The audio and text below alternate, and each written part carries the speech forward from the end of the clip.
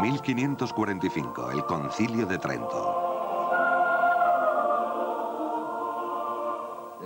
El Santo Concilio ordena que nadie, siguiendo su propio criterio, tenga la osadía de interpretar las Escrituras de forma contraria a lo establecido por la Santa Madre Iglesia, a quien pertenece el derecho de juzgar el verdadero sentido y la interpretación de las Sagradas Escrituras.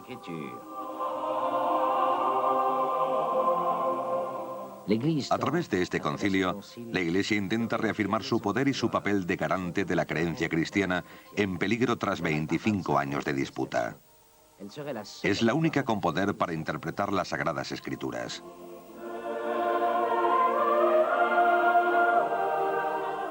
Año 1563. Trento, norte de Italia. Es el final del concilio que el Papa había convocado en 1545. En esta ciudad libre del Sacro Imperio Romano Germánico, cardenales y obispos tienen su última reunión.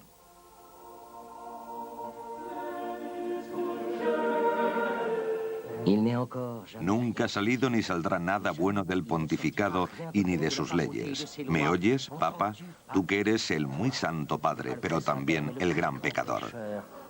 Que Dios, en lo más alto del cielo, destruya lo más rápido posible tu sede y la hunda en las profundidades del infierno.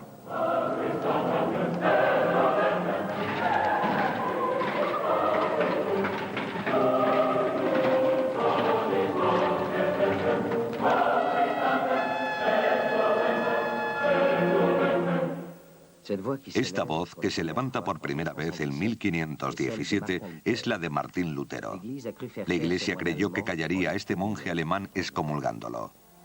Fue en vano. Cuando el concilio se reúne en 1545, la unidad religiosa de Occidente ya estaba rota. El origen de la cólera de Lutero fue la venta de indulgencias. El Papa, en efecto, pretendía perdonar los pecados a cambio de dinero. Lutero se levanta contra esta pretensión. Expone sus ideas en la puerta de la iglesia del castillo de Wittenberg, en el norte de Alemania.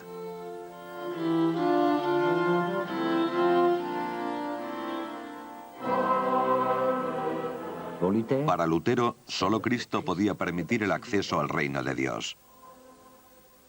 Creer en Él profundamente asegura la salvación del alma sin necesidad de intermediarios como la Iglesia o sus prelados. Es la idea de la justificación por la fe.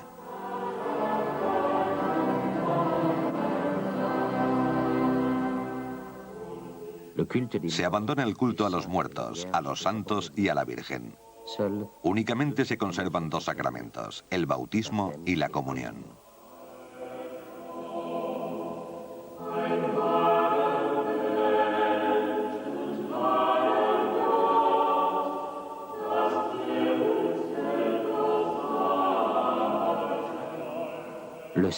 Se suprime el celibato sacerdotal. El mismo Lutero se casa. Se sustituye la misa por cantos, sermones y la lectura de las Sagradas Escrituras.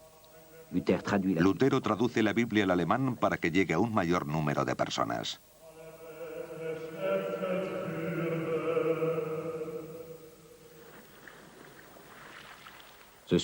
El deseo de establecer un contacto directo con la Biblia ya lo habían manifestado humanistas como Lefebvre de Étaples o Erasmo. La imprenta, descubierta en la segunda mitad del siglo XV, acelera la difusión de las escrituras y de nuevas ideas. La Reforma. Así se llama a estas nuevas ideas religiosas difundidas por diversas vías. Zuinglio la introdujo en Zúrich y Calvino en Ginebra. Calvino, el reformador más influyente después de Lutero. Instaura en Ginebra una religión severa.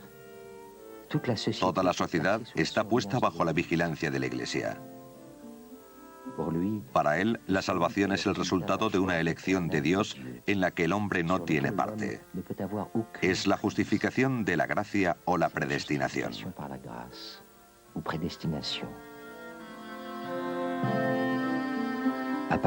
A partir de Ginebra, el calvinismo se extiende hacia Francia, los Países Bajos y las Islas Británicas.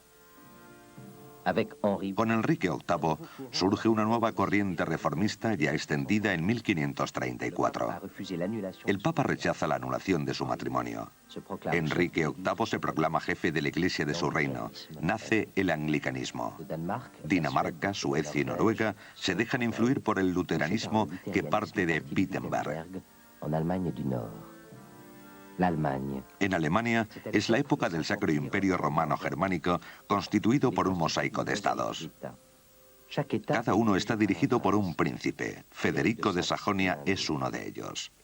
Salva la vida de Lutero simulando un rapto para asegurar su protección.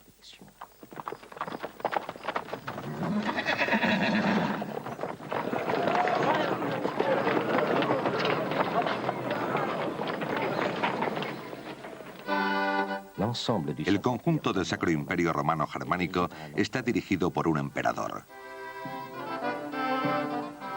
De 1519 a 1556 reina Carlos V. Posee inmensos territorios que rodean a Francia. Rivalizará durante todo su reinado con Francisco I, rey de Francia.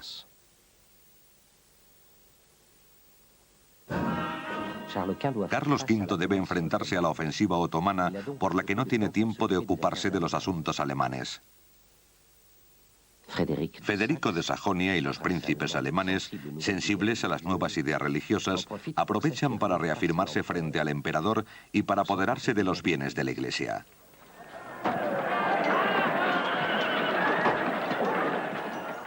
En el mismo periodo, los campesinos alemanes están agobiados por los impuestos y el descontento crece.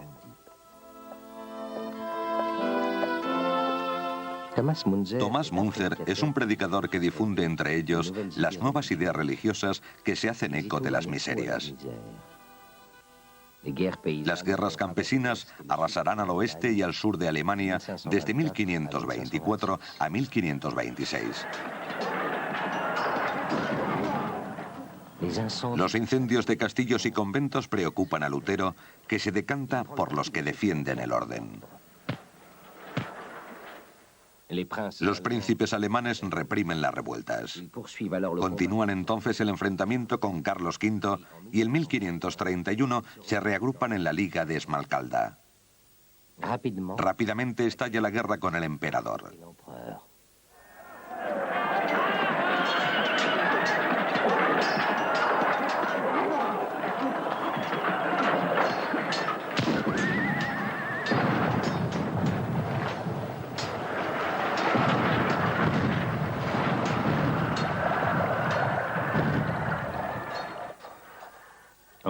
En 1547, Carlos V derrota severamente a los príncipes alemanes en Mühlberg, pero no puede obtener provecho, porque los príncipes reciben el apoyo del rey de Francia. En 1555, el emperador tiene que aceptar la paz de Augsburgo, que consagra el fin de la unidad religiosa de Occidente.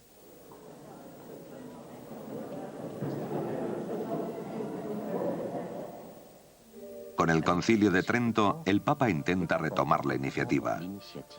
Quiere ser el jefe todopoderoso de una iglesia cuya creencia acaba de ser redefinida y que conoce una renovación espiritual gracias a personalidades como Santa Teresa de Ávila.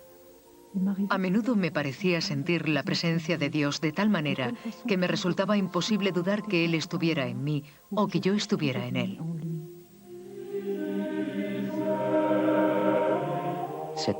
Esta búsqueda mística se acompaña de una voluntad de reconquista católica que encarnará a Ignacio de Loyola, fundador de la Compañía de Jesús.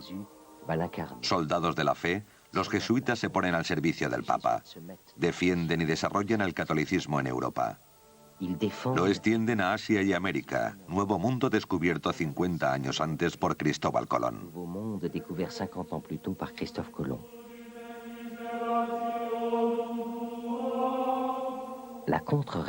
La contrarreforma lanzada por los católicos se acompaña con la difusión del arte barroco. Un arte que exalta la grandeza de Dios y de la Iglesia. A partir de los estados papales, en el centro de Italia, El arte barroco se extenderá a una gran parte del sur de Europa y Alemania, tocando así las tierras protestantes.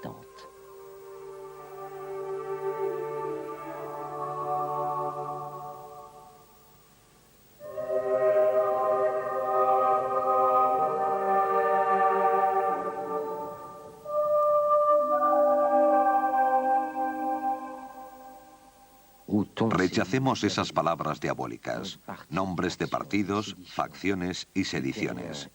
Luteranos, hugonotes, papistas. No cambiemos los nombres a los cristianos. Estas palabras pacificadoras del francés Michel del Hospital resultarán inútiles. La conciliación entre las iglesias rivales que intenta junto a Catalina de Médicis, reuniendo en 1561 el coloquio de Poissy, es un fracaso. Un año después, la matanza de protestantes marca el principio de las guerras de religión en Francia.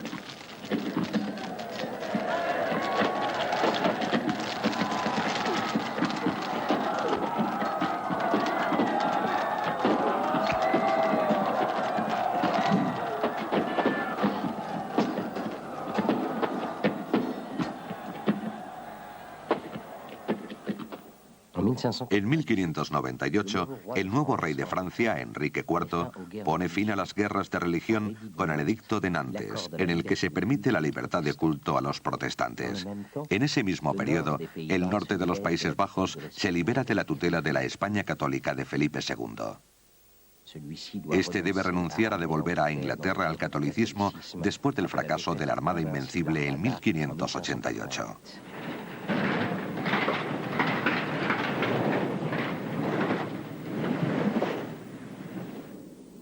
La diversidad religiosa de Occidente es una realidad. Los calvinistas se implantan en el eje Rin-Ródano y en Escocia, los luteranos en el norte de Europa y los anglicanos en Inglaterra y en el norte de Irlanda. Al precisar y fijar la doctrina, el Concilio de Trento da un nuevo impulso al catolicismo, pero finalmente consagra la ruptura de la unidad religiosa en Occidente.